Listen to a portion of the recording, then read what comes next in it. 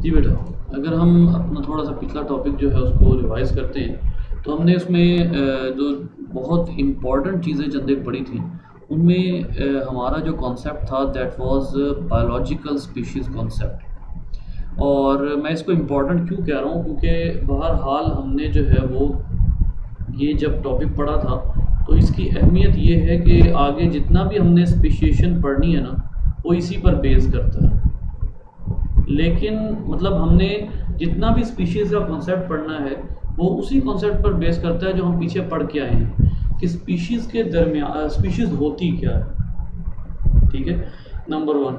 Number two ये कि उसमें दो जो कंडीशंस हम डेफिनेशन में दिया करते हैं उन कंडीशंस का मतलब क्या है। पहली कंडीशन कि वो ऑर्गेनिज्म रिप्रोडक्टिवली इतना फर्टाइल होना चाहिए कि उसकी नस्लें भी आगे रिप्रोड्यूस करें और अपने जैसे ऑर्गेनिज्म बनाएं, जिनके बारे में आपको याद होगा कि लास्ट ऑप्शन में हमने ये पढ़ा था कि कुछ ऑर्गेनिज्म ऐसे होते हैं जो हाइब्रिड होते हैं, जो रिप्रोड्यूस कर लेते हैं दो डिफरेंट स्पीशीज, लेकिन 2-3 नस्लों के बाद जाके वो दोबारा से रिप्रोड्यूस नहीं कर सकते due to wrong crossing over और जीन इंटरेक्शन को ऐसे प्रॉब्लम आना शुरू हो जाते हैं जिसकी वजह से उनकी नस्लें मजीद नहीं चलती। ठीक है, तो ये एक रिप्रोडक्टिव बैरियर है। यानी दो चीज़ें जो हम पढ़ा करते हैं स्पीशीज़ के कॉन्सेप्ट में वो हमने लास्ट टाइम बहुत सफिशिएंटली डिस्कस की थी। Number one, species reproductively isolate क्यों होती है, दो स्पीशीज रिप्रोडक्टिवली आइसोलेट क्यों होती है, नंबर वन। नंबर टू, हमने ये पढ़ा था कि वो जो दो स्पीशीज रिप्रोडक्टिवली आइसोलेट होती हैं अगर वो मीटिंग कर भी लेती हैं तब भी उनके जो आगे मजीद जो ऑर्गेनिज्म बनने होते हैं वो वायबल हैं कि नहीं, यानी जिंदा रहने के काबिल हैं कि नहीं। अच्छा, अगर वो वायबल हैं तो फिर उनका जो उनकी आगे नस्लें कितनी चल रही हैं, 3 नस्लें 4 नस्लें चल रही हैं, उसके बाद वो नहीं चल रही। तो ऐसे ऑर्गेनिज्म जो मेट तो कर सके लेकिन उनके ऑफस्प्रिंग की नस्लें ना चल सकें वो भी एक स्पीशीज काउंट नहीं होंगे, या उनको अभी हम क्या कहेंगे, रिप्रोडक्टिवली आइसोलेटेड। अब यहाँ पर बात आती है जो ये तमाम वो थोड़ा बहुत रिपीटिशन थी जो हमने पिछला लेक्चर पढ़ा था, क्योंकि इसमें अब जो है हम ये देख रहे हैं कि पिछले लेक्चर में हमने क्या चीज़ें देखी थी, प्री जाइगोटिक बैरियर्स देखे थे, पोस्ट जाइगोटिक बैरियर्स देखे थे। ये तो है स्पीशीज़ का कॉन्सेप्ट, लेकिन इस चैप्टर में हमारी जो बेसिक चीज़ है ना, बेसिक चीज़ जो असल में हमने पढ़नी है वो अगर आपको याद हो तो मैंने आप लोगों को कहा भी था कि इस पूरे चैप्टर में जो असल चीज़ आपने पढ़नी है दैट वुड बी स्पीशिएशन, कि स्पीशीज़ बनती कैसे हैं, और वो हमने अभी तक नहीं पढ़ी, वो हमने अभी अभी आगे पढ़नी है, तो वो हम अभी देखेंगे। लेकिन यहाँ पर अभी एक दो चीज़ें और भी हम देख लेते हैं, जैसे फॉर एग्जांपल जैसे मैंने आपको बताया कि मेन पर्पस जो है, मेन पर्पस वो तो वही है speciation, how the speciation occurs, main purpose तो यही है। ठीक है, लेकिन जो हमने सबसे पहले उससे भी पहले समझने के लिए हमने क्या कहा था कि उससे भी पहले क्या ज़रूरी है कि हमें क्या पता हो, हमें ये पता हो कि व्हाट इज़ अ स्पीशीज़। ठीक है, तो वो हमने पिछले वाले टॉपिक में वो हमने जान लिया था। ठीक है, लेकिन अब यहाँ पर स्पीशीज़ के कॉन्सेप्ट के हवाले से अगर आप बात करते हैं तो बेटा स्पीशीज़ के कॉन्सेप्ट के हवाले से जो पहला कॉन्सेप्ट आपने पढ़ा है वो है बायोलॉजिकल स्पीशीज़ कॉन्सेप्ट। और बायोलॉजिकल स्पीशीज़ कॉन्सेप्ट में जो सबसे बड़ा मसला है वो किनको डिफाइन नहीं करती। Biological species concept sexually reproducing organism को तो डिफाइन करेगी, सेक्सुअली रिप्रोड्यूसिंग ऑर्गेनिज्म तो स्पीशीज के ज़रिए डिफाइन हो जाएंगे, लेकिन जो एसेक्सुअल रिप्रोडक्शन वाले ऑर्गेनिजम्स हैं, एसेक्सुअल, उनको डिफाइन नहीं कर सकते, उनको यहाँ पर आप डिफाइन नहीं कर सकते, क्योंकि एसेक्सुअल वाले जो ऑर्गेनिज्म हैं वो उन पे ये शर्त अप्लाई हो ही नहीं सकती कि वो रिप्रोडक्टिवली आइसोलेटेड है, क्योंकि वो अपना नंबर बढ़ाते ही एसेक्सुअल रिप्रोडक्शन के जरिए। हम लोगों ने ना मैं आपको एक अपना पर्सनल वाक्य शेयर करता हूँ। एक दफ़ा मैंने ना आपको पता ही है कि बाद और बच्चे क्लासेस में काफ़ी ज़्यादा वो ऐसे आ जाते हैं कि उनको लगता है कि उनके पास नॉलेज टीचर से ज़्यादा है। तो एक दफ़ा हुआ ये कि मैंने ना अपनी और वो जो बच्चा जिसकी मैं बात करने लगा उसके फादर भी ज़ूलॉजी में PhD थे। तो मैंने एक दफ़ा ये कह दिया कहीं कि जो प्रोकैरियोट्स हैं, बैक्टीरिया ख़ास तौर पे प्रोकैरियोट्स जो हैं वो सेक्सुअली उनके अंदर रिप्रोडक्शन होती ही नहीं है, वो सेक्सुअली रिप्रोड्यूस कर नहीं सकते। ठीक है, बल्कि उनके अंदर रिप्रोडक्शन जिसको वाकई रिप्रोडक्शन कहा जाता है वो होती ही है सेक्सुअली। अब वाकई रिप्रोडक्शन जिसको कहा जाता है, अब ये भी सुनिएगा, वाकई रिप्रोडक्शन सिर्फ उसको कहा जाता है जिसमें ऑर्गेनिज्म की नस्ल का नंबर बढ़े, नंबर ऑफ इंडिविजुअल्स इंक्रीज हो। वाकई जो रिप्रोडक्शन है, जो असल रिप्रोडक्शन है, वो कहाँ यूज हो जाता है। अब हुआ क्या, जो प्रॉब्लम उस वक्त आया और जो प्रॉब्लम आप लोग भी फेस करेंगे वो क्या है, वो है कि एसेक्सुअल रिप्रोडक्शन ऑर्गेनिजम्स में कुछ ऐसे होते हैं जिनके अंदर कॉन्जुगेशन होती है।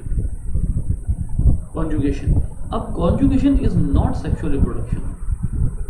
ये जो सेक्सुअल रिप्रोडक्शन नहीं है, क्यों नहीं है, क्योंकि इसमें नंबर नहीं बढ़ रहा। इसमें सिर्फ, और प्रोकैरियोट्स की बात कर रहा हूँ, इसमें नंबर नहीं बढ़ रहा। इसमें सिर्फ इतना हो रहा है कि चलो कुछ थोड़ा सा जेनेटिक मटेरियल ट्रांसफर हो रहा है, लेकिन reproduction is complete word is reproduction, ठीक है, और उसमें नंबर बढ़ने की शर्त है।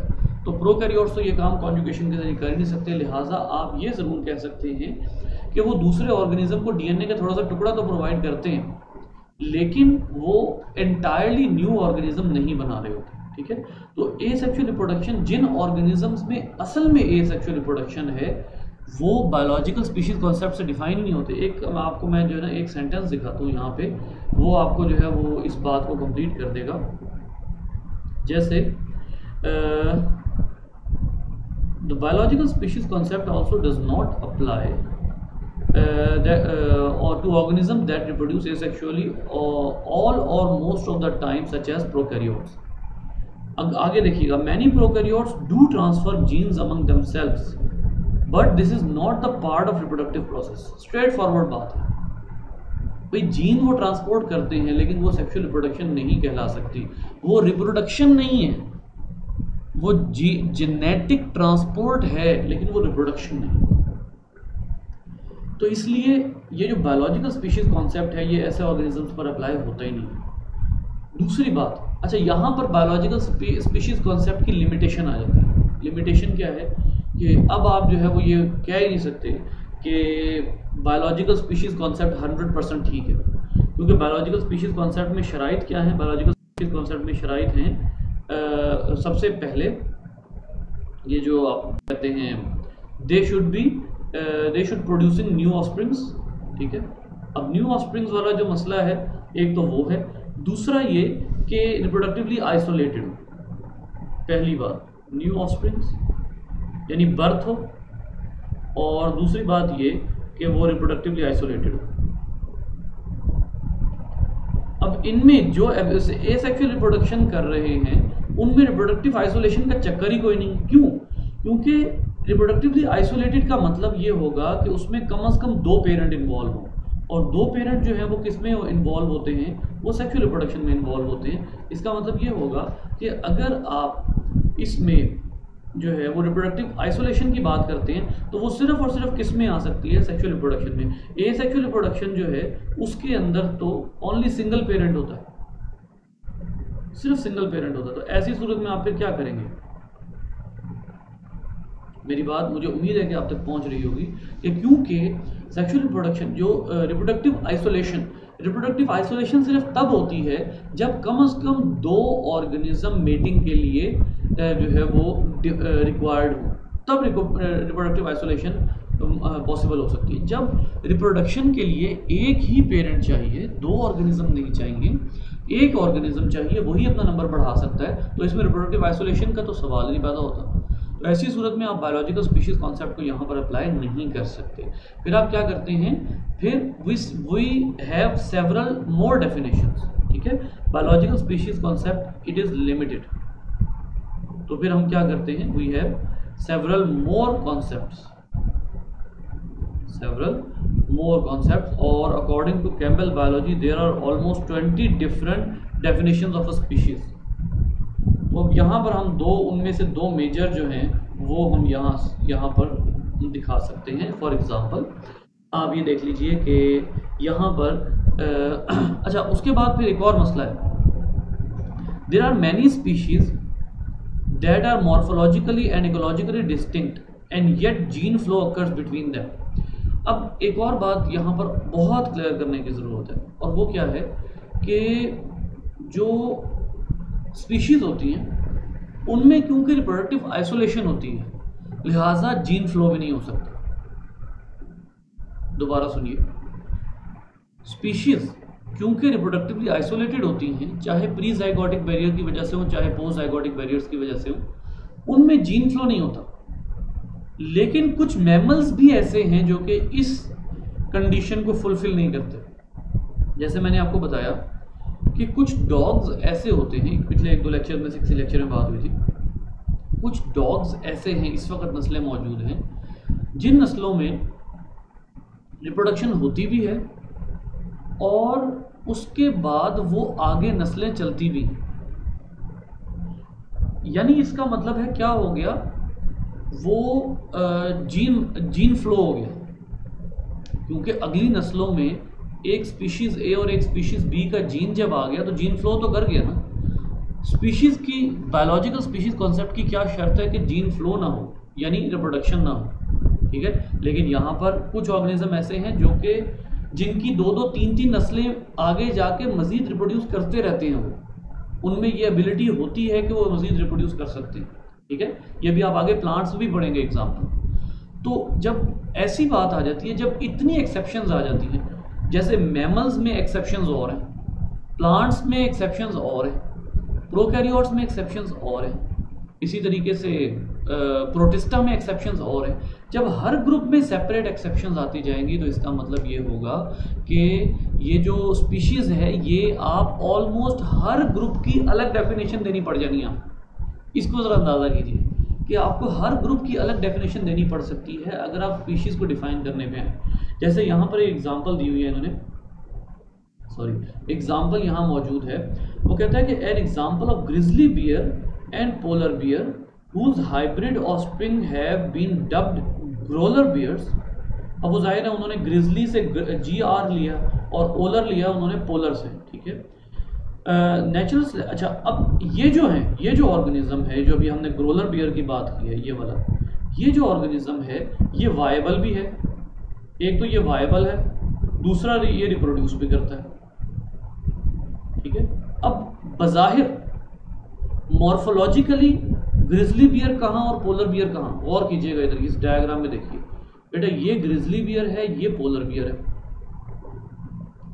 ये ग्रोलर बियर है। लेकिन और इन दोनों के एनवायरनमेंट में बहुत फर्क है, ये है ही पोल पे और ये ऑलमोस्ट उन एनवायरनमेंट्स में होता है जिनको आप टुंड्रा कहते हैं। पाकिस्तान में भी मौजूद है, अगर आप कहाँ जाएं, देवसाई प्लेन्स में जाते हैं तो आपको ये मिल जाएगा, ठीक है।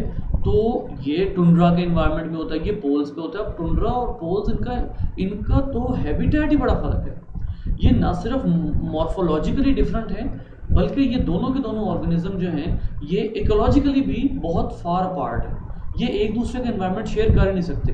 फिर भी अगर इनको रिप्रोड्यूस करवाया जाता है तो ये वायबल और रिप्रोड्यूसिबल ऑर्गेनिज्म पैदा करते हैं। अब ऐसी सूरत में आपका बायोलॉजिकल स्पीशीज कॉन्सेप्ट फिर अंडर द क्लाउड्स आ जाता है। आप कहते हो कि यार ये तो वैलिड ही नहीं, ये तो बड़ा मसला है।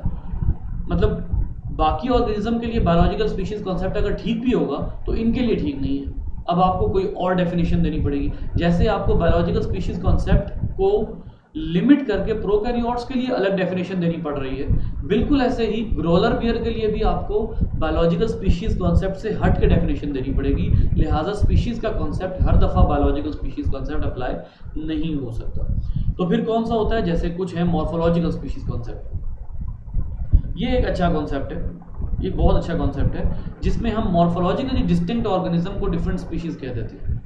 जैसे फॉर एग्जांपल मिसाल मैं आपको इसकी देता हूँ, जो पोलर बियर है और जो ये है ग्रिजली बियर है, ये दोनों चाहे आपस में इंटरमिंगल हो सकते हैं। अब यहाँ पर pre zygotic post zygotic barrier की बात नहीं होगी। क्यों? क्योंकि अब आप मॉर्फोलॉजी पे आ गए, आप बायोलॉजिकल से हट गए, आप मॉर्फोलॉजी पे आ गए।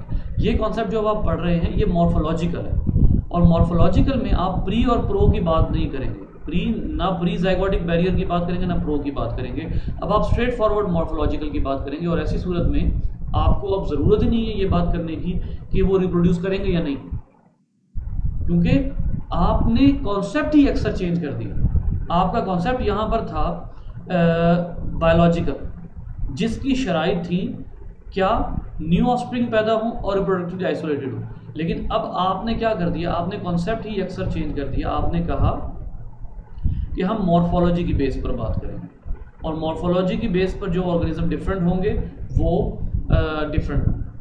डिफरेंट स्पीशीज काउंट होंगे। लेकिन अब इसमें एक और प्रॉब्लम आ जाता है। इसमें प्रॉब्लम ये आता है कि scientist are still not agreed about the common criteria upon which to distinguish the organism.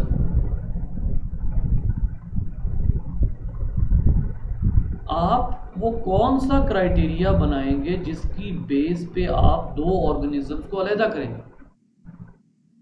कौन कौन सी चीज? अब जैसे फर्ज करें मैमल्स की बात आ जाती है। अच्छा ठीक है, दो मैमल्स ऐसे हैं या दो बर्ड्स ऐसे हैं कि जिनके अंदर कुछ कॉमन है कुछ कॉमन नहीं है। अब उनमें से कौन कौन से कैरेक्टर आप उठाएंगे? मैं अब आपको एक मिसाल देता हूँ। बर्ड और मैमल, बैट और ये बर्ड्स, इनमें कुछ चीज़ें कॉमन है।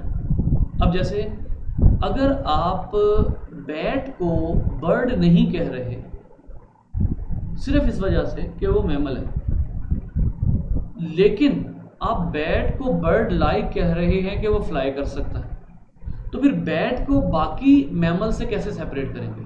बैट को आप बर्ड्स में रखें या बैट को आप मैमल्स में रखें? बिल्कुल ऐसे ही स्पीशीज के अंदर कुछ ऐसी चीज़ें हैं जो बाज़ औक़ात कुछ स्पीशीज ऐसी हैं जिनमें 3-4 चीज़ें डिफरेंट हो जाती हैं। मैं आपको इसकी एक मिसाल देता हूँ। आप कहते हैं जी आपका जो एक है, जिसको कहते हैं आप, ये जो एक कॉन्सेप्ट है ह्यूमन का और चिंपैंजी का, इसकी अगर आप बात करते हैं तो ये जो दो तरह के ऑर्गेनिज्म हैं, इनमें पता है क्या डिफरेंट है? इनमें जो चीज़ डिफरेंट है वो मैं आपको बताऊं तो आप लोगों को हैरानी हो, क्योंकि शायद आप में से कुछ ऑर्गेनिज्म जो हैं आप में से कुछ स्टूडेंट ऐसे हैं जो ये समझते हैं कि ह्यूमन और चिंपैंजी के नाम में सिर्फ और सिर्फ स्पीशीज़ का फ़र्क है। ह्यूमन का नाम है होमो सेपियन और चिंपैंजी का नाम है पैन ट्रोग्लोडाइट्स। अब इन दोनों में ये बहुत बड़ी बड़ी चीज़ें फ़र्क है। ये दो ऐसे ऑर्गेनिज्म है प्राइमेट ऑर्डर के जिसमें ये बहुत बड़ी बड़ी चीज़ें फ़र्क है।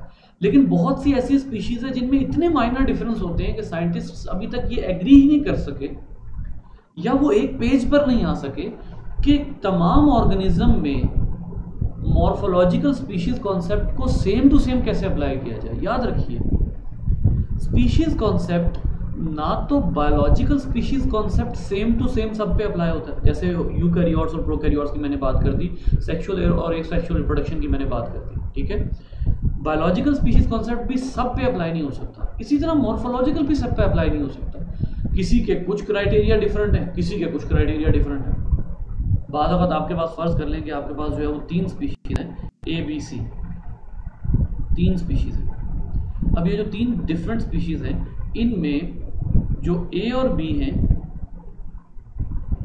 ये डिफरेंट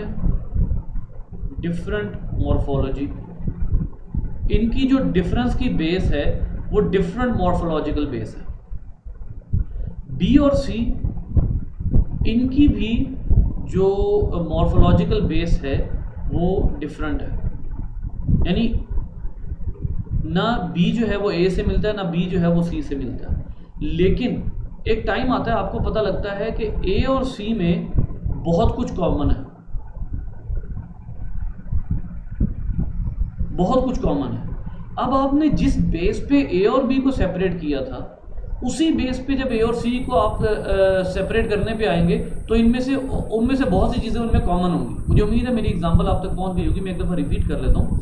A, B और C 3 स्पीशीज़ हैं, ठीक है। आप मॉर्फोलॉजी की बेस पे A को B से, B को C से और C को A से जो है वो आप सेपरेट करना चाह रहे हैं। A और B जो है इनको आप सेपरेट कर लेते हैं, B और C इनको भी मॉर्फोलॉजी की बेस पे सेपरेट कर लेते हैं, ठीक है। फर्ज करें कि A और B में जो डिफरेंस आ रहा है वो 10 कैरेक्टर्स का आ रहा है, B और C में जो डिफरेंस आ रहा है वो भी 10 कैरेक्टर्स का आ रहा है। लेकिन जब बात आती है ए और सी की, तो इनमें कैरेक्टर्स का डिफरेंस आ रहा है 3। अब व्हाट कैरेक्टर्स टू चूज, कौन से कैरेक्टर्स चूज करें भैया कि जिसकी बेस पे हम जो है वो on which we apply the morphological species concept to all organisms. तमाम ऑर्गेनिजम्स पे same to same criteria apply होता ही नहीं है। ये है वो चीज़ जिसकी वजह से आप ये कहते हैं कि मॉर्फोलॉजिकल स्पीशीज कॉन्सेप्ट सब पर अप्लाई नहीं हो सकता।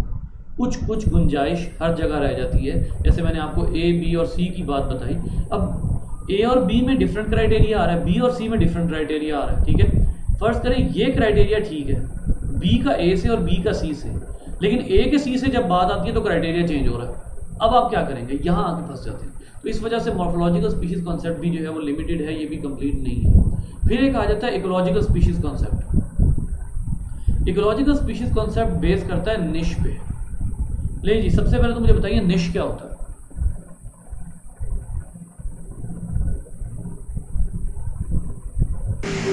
सर ऑर्गेनिज्म का जो रिलेशन इसके एनवायरनमेंट के साथ होता है। ओके, जो हैबिटेट एनीथिंग एल्स?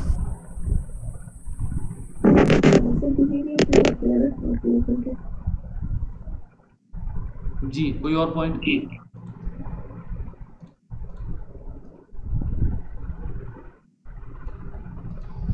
यहाँ पर सिंपल बात बेटा ये है कि निश जो है उसके बारे में हम कहते हैं role of an organism. Role of an organism in a particular area. किसी एक पर्टिकुलर एरिया में जो ऑर्गेनिज्म का रोल होता है, एरिया कह लीजिए, हैबिटाट कह लीजिए, वो क्या कहलाता है, निश कहलाता है। अब वो ऑर्गेनिज्म एक एरिया में प्रेडेटर भी है, कलेक्शन, असल में ये कलेक्शन होती है, वो शायद उस एरिया में प्रे भी है, वो उस एरिया का शायद कार्निवोर है, वो उस एरिया का हर्बीवोर भी हो सकता है, वो उस एरिया में जो है वो कई तरह के रोल प्ले कर रहा है। फॉर एग्जांपल वो स्केवेंजर है, फॉर एग्जांपल वो स्केवेंजर है, ठीक है। तो ये जो चीज़ें होती हैं जो उस ऑर्गेनिज्म का उस एरिया में, उस एक पर्टिकुलर हैबिटाट में जो परफॉर्मेंस होती है उसको हम निश कहते हैं, ठीक है, पर्टिकुलर हैबिटाट में। अब यहाँ पर क्या हुआ, यहाँ पर हमने क्या कहा कि दो ऐसे ऑर्गेनिज्म जो ये देखिए वो क्या कहते हैं, ecological species concept defines a species in terms of its ecological niche, the sum of how members of the species interact with non-living and living। वही बात आ गई जो अभी एनी ने कही थी, जो इंटरेक्शन होता है उस हवाले से आप कहते हैं कि वो ऑर्गेनिज्म किस तरह रह रहा है। अब जिन ऑर्गेनिजम्स में इंटरेक्शन डिफरेंट हो जाएगा ना, वो डिफरेंट स्पीशीज काउंट होगा, ठीक है। इसका मतलब है आपके यहाँ पर अब इस वक्त क्राइटेरिया क्या है बेटा, आप अब इस वक्त क्राइटेरिया ये डिफाइन करने लगे हैं कि इंटरेक्शन डिफरेंस ऑर्गेनिज्म का अपने अगर ऑर्गेनिजम्स का दो ऑर्गेनिजम्स का अपने हैबिटाट में इंटरेक्शन का डिफरेंस आ रहा है तो आप क्या कहेंगे कि वो दोनों ऑर्गेनिज्म जो है वो डिफरेंट स्पीशीज काउंट होते हैं। जैसे फॉर एग्जांपल आप कहते हैं जी कि जैसे हाँ, इसको सिंपली कह लेते हैं, पाइनस है। पाइनस जो है ये प्लांट जीनस है, और पाइनस वो ट्रीज होते हैं जिनको आप कोनिफर्स भी कहते हैं, यानी वो जिनके ऊपर कोन्स लगती हैं। कोन्स आप अच्छे तरीके से जानते हैं। अब ये जो पाइनस है इसकी एक स्पीशीज है, जैसे फॉर एग्जांपल मैं जब रिसर्च कर रहा था वही वाली आपकी जो है, आपको जो दो स्पीशीज हैं वही वाली यहाँ मैं लिख देता हूँ। एक स्पीशीज है जिसको हम कहते हैं वेलिशियाना, और दूसरी स्पीशीज है जिसको हम कहते हैं रॉक्सबर्जाई। अब ये दोनों स्पीशीज फर्ज कर लें कि ये आपस में रिप्रोड्यूस कर सकती हैं, रिप्रोडक्शन इज पॉसिबल, और आगे अपने मजीद ऑर्गेनिज्म भी बना सकती हैं, but due to niche difference they are not even closed, they are not even close to reproduce। ये इतने क्लोज है ही नहीं कि ये रिप्रोड्यूस करें। अब ऐसी सूरत में क्या होता है, ऐसी सूरत में आप ये कहते हैं हाँ भाई ये तो बड़ी अच्छी बात है, इंटरेक्शन की बेस पर भी, कि जिस ऑर्गेनिज्म का अपने इन्वायरमेंट से इंटरेक्शन चेंज हो गया, इसका मतलब है उसका ताल्लुक किसी और स्पीशीज से नहीं है। अब आपको ये बात अच्छे तरीके से पता है कि कॉकरोच है। अब कॉकरोच हमेशा अपने इन्वायरमेंट से जो इंटरेक्शन करेगा, वो ऑलमोस्ट जितनी भी कॉकरोच की स्पीशीज होंगी वो सारी की सारी सेम ही इंटरेक्ट करेंगी अपने इन्वायरमेंट से, उनका निश सेम ही होगा। इसी तरीके से ड्रोसोफिला जितनी ड्रोसोफिला की स्पीशीज होंगी वो सारी की सारी ऑलमोस्ट सेम बिहेव करेंगी। तो ये भी एक अच्छा कॉन्सेप्ट है, ठीक है। अच्छा, इन दोनों कॉन्सेप्ट्स में जो सबसे इंपॉर्टेंट, सबसे अच्छा एडवांटेज है वो क्या है, इस पर जरा गौर कीजिएगा। नो रिक्वायरमेंट या नो प्रॉब्लम ऑफ बीइंग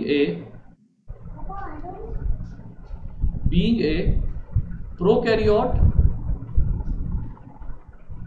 और यूकैरियोट। ये दोनों में सबसे बेहतरीन बात है कि ये जो आखिरी दो पढ़े हैं बायोलॉजिकल स्पीशीज कॉन्सेप्ट के अलावा जो हमने दो पढ़े, इनमें सबसे बेहतरीन बात ये है कि प्रोकैरियोट और यूकैरियोट और एसेक्सुअल प्रोड्यूस कर रहे हो, सेक्सुअल कर रहा हो, निश उसमें भी एसेक्सुअल सेक्सुअल का मैटर नहीं करता, मॉर्फोलॉजी उसमें भी मैटर नहीं करता, बायोलॉजिकल स्पीशीज कॉन्सेप्ट में कर रहा होता है। तो इस वजह से फिर आप कहते हैं कि ये जो है वो बेहतर कॉन्सेप्ट हो सकते हैं। लेकिन एट द एंड बात क्या आ जाती है कि अभी बहुत सी more than 20 other species definitions have been proposed, बहुत सी डेफिनेशंस है। लेकिन वंस अगेन बात ये आती है कि हम जो है वो इस वक्त जो डिस्कस करेंगे वो बायोलॉजिकल स्पीशीज कॉन्सेप्ट ही होगा। बट ये बात आपके सामने बहुत क्लियर होके आ गई है कि मॉर्फोलॉजी और इकोलॉजी ये भी बहुत ज़्यादा कंट्रीब्यूट कर सकते हैं दो स्पीशीज को डिफ्रेंशिएट करने में। जैसे अब लायन और चीता, इन दोनों का एनवायरमेंट इंटरेक्शन बड़ा डिफरेंट होता है, इन दोनों का हैबिटेट सेम हो सकता है। अच्छा, अब एक ये इत्तेफाक देखिए कि हैबिटेट दोनों का डिफरेंट हो सकता है, लेकिन दोनों का इंटरेक्शन डिफरेंट होगा। एक हिरन के करीब भी नहीं जा सकता, दूसरे की ग़िज़ाई हिरन है, ठीक है। तो निश छोटी छोटी चीज़ों के इंटरेक्शन को कहते हैं। अब अगर दो ऑर्गेनिज्म के फूड चेन का डिफरेंस भी आ रहा है ना, दो ऑर्गेनिज्म के बिहेव करने का डिफरेंस भी आ रहा है, दो ऑर्गेनिज्म के रिप्रोडक्टिव टाइम का डिफरेंस भी आ रहा है, तो वो निश में काउंट होगा। और ऐसे केस में आप कह सकते हैं कि ये दोनों डिफरेंट है। तो लेकिन बहरहाल इसमें भी कोई ना कोई ऐसे लिमिटेड पॉइंट्स होंगे जिसकी वजह से आप ये कहते हैं कि बहरहाल this is also not a complete concept but it can be considered, ठीक है। जी बेटा, कोई सवाल?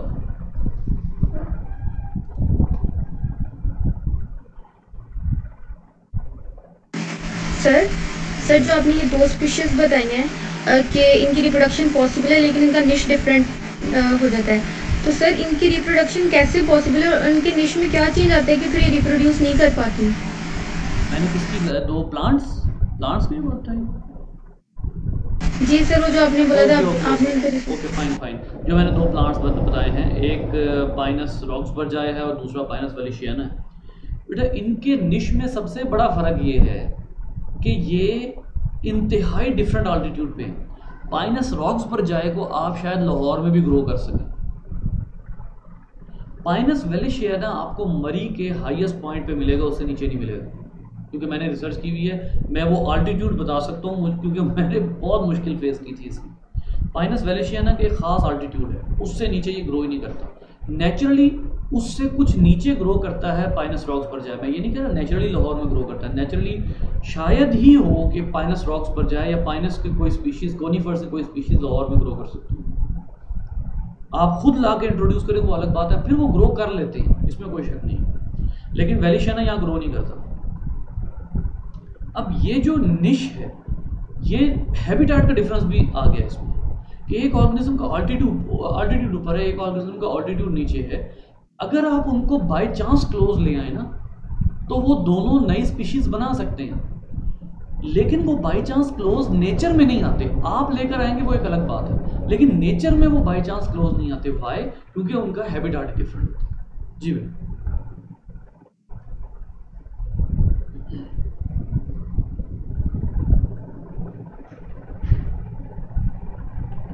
जी, और कोई सवाल बेटा?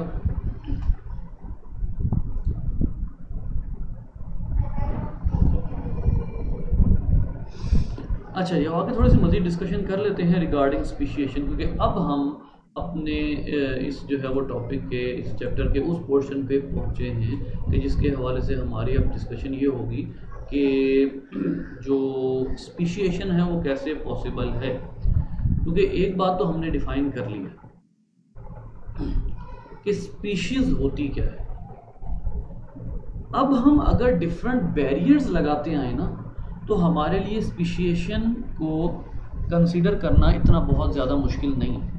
फॉर एग्ज़ाम्पल, हम कहते हैं दो एरियाज़ में दो पॉपुलेशंस ऐसी हैं जिनका इनिशियली ताल्लुक सेम स्पीशीज से है, लेकिन वो ज्योग्राफिकल बैरियर्स की वजह से इस तरह सेपरेट हुई हैं कि उन दोनों में जीन फ्लो पॉसिबल ही नहीं हो रहा, और अल्टीमेटली क्या होता है कि वो रिप्रोडक्टिवली आइसोलेट हो जाती है।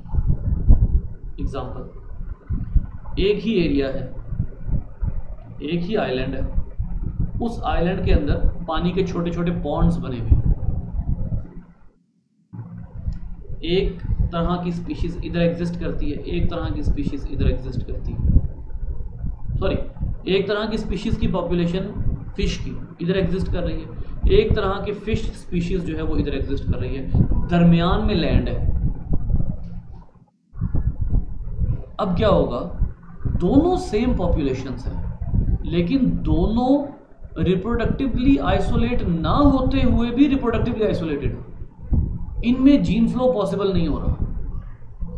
अब क्योंकि इनमें जीन फ्लो पॉसिबल नहीं हो रहा, लिहाजा इन दोनों के अंदर जीन फ्रीक्वेंसी का चेंज अगर आ जाता है तो एक तरफ निकल जाएगी, दूसरी दूसरी तरफ निकल जाएगी। यानी हो सकता है कि किसी वजह से दोनों के अंदर डाइवर्जेंट जो है वो हो जाए, डाइवर्जेंट एवोल्यूशन हो जाए। दोनों का ताल्लुक सेम एंसेस्टर से है, लेकिन किसी एक वजह से वो दोनों सेपरेट हो जाएं। आप लोगों की इस बुक में एक एग्जांपल मौजूद है, लेकिन अगर ये एग्जांपल ना भी होती तो फिश के हवाले से ये एग्जांपल बड़ी कॉमन है, इसमें कोई मुश्किल नहीं है इस एग्जांपल को सोचना।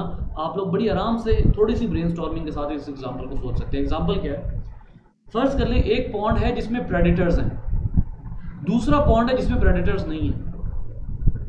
अब एक जिसमें प्रेडेटर्स नहीं है, उनको ग्रो करने का जो मौका मिलेगा वो बिल्कुल डिफरेंट अंदाज से होगा। वो अपने आप को खूब फिटेस्ट ग्रो करेंगे, वो अपने आप को इस तरह ग्रो करेंगे कि उनके अंदर ऐसे कैरेक्टर्स आएंगे फीमेल उनको लाइक करेंगे, ऐसे ग्रो करेंगे कि उनके अंदर ऐसे कैरेक्टर्स आए कि वो सबसे ज़्यादा वाजे सबके सामने हो। दूसरे पॉन्ड को देख लीजिए, दूसरा पॉन्ड क्या होता है, दूसरा पॉन्ड ऐसा है जिसमें वो ऑर्गेनिज्म जो हैं वो ऐसे हैं कि जिनको सबसे ज़्यादा बड़ा जो कैरेक्टर है, जो नेचर उनका सेलेक्ट कर रही है, वो कैरेक्टर है जिसमें वो प्रेडेटर से बच सकते हैं। अब दोनों में नेचुरल सिलेक्शन अप्लाई हो रही है, दोनों सेम स्पीशीज थी, लेकिन दोनों अल्टीमेटली रिप्रोडक्टिवली आइसोलेट हो जाती है। अब ये जो चीज़ है, इसमें ये प्रोसेस है जिसको आप स्पीशिएशन कहते हैं, यानी दोनों का किसी वजह से रिप्रोडक्टिवली आइसोलेट हो जाता है। तो ये प्रोसेस है, और जो ज्योग्राफिकल बैरियर्स के जरिए सेपरेशन होती है उसको आप क्या नाम देते हैं, वो मैं अभी आपको जो है वो बताता हूँ। एक दफ़ा ज़रा यहाँ पर मैं सेटलमेंट करूँ।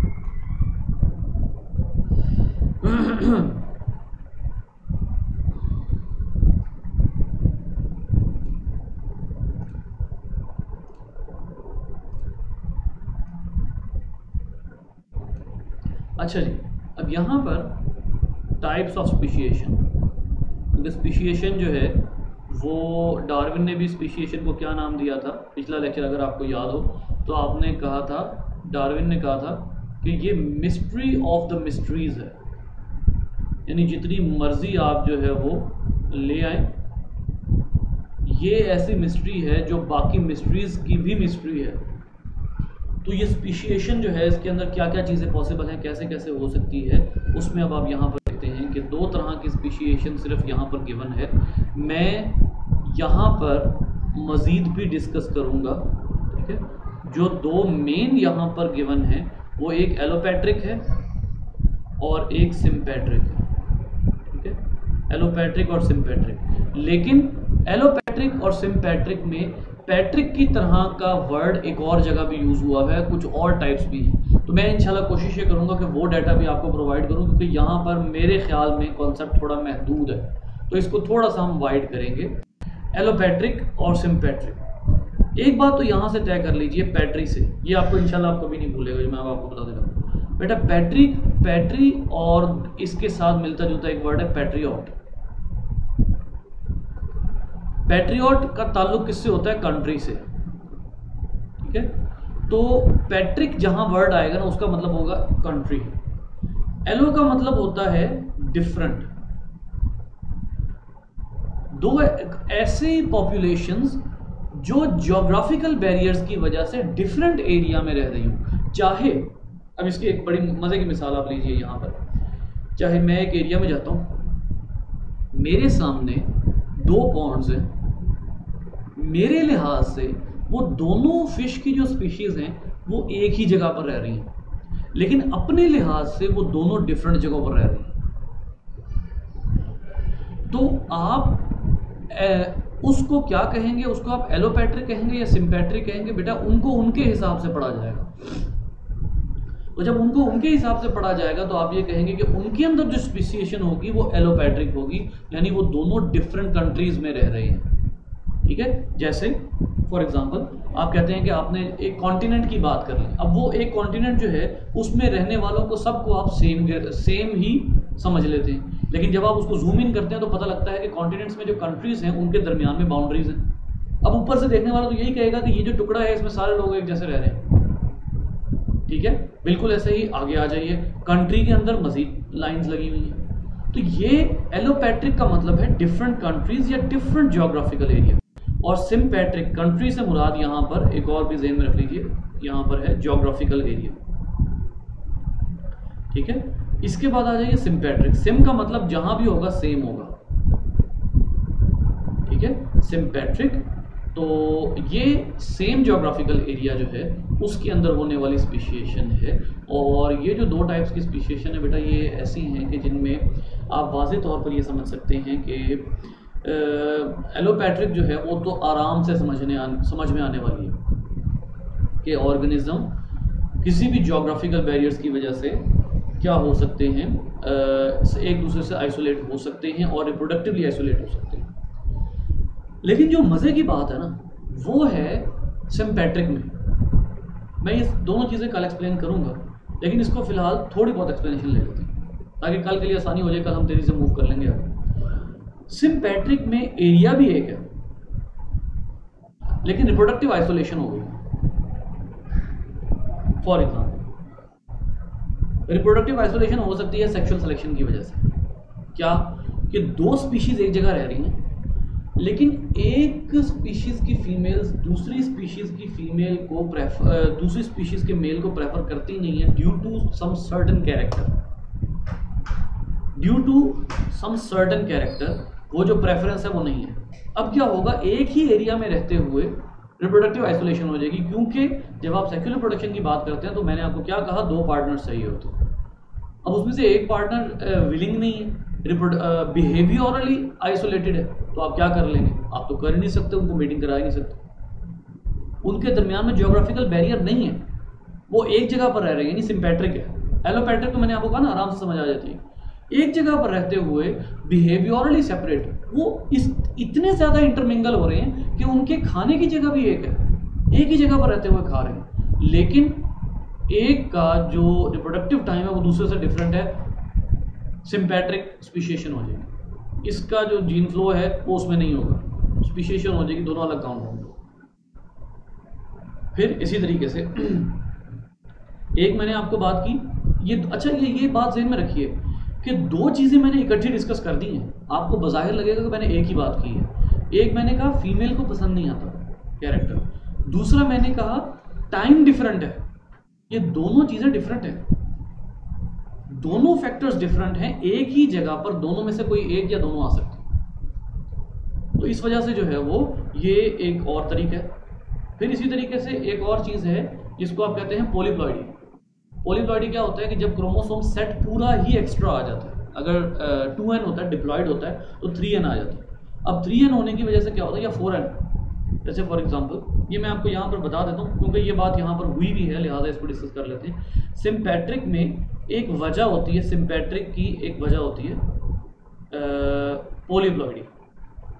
सबसे पहले तो ये ज़हन में रखिए कि सिम्पैट्रिक अब आपने भूलना नहीं है, ये एक ही जगह पर रहने वालों की बात हो रही है, ठीक है, एक ही जगह पर रहने वालों की बात हो रही है। तो जो सिम्पैट्रिक है उसके अंदर जो पॉलीप्लॉइडी क्या होता है?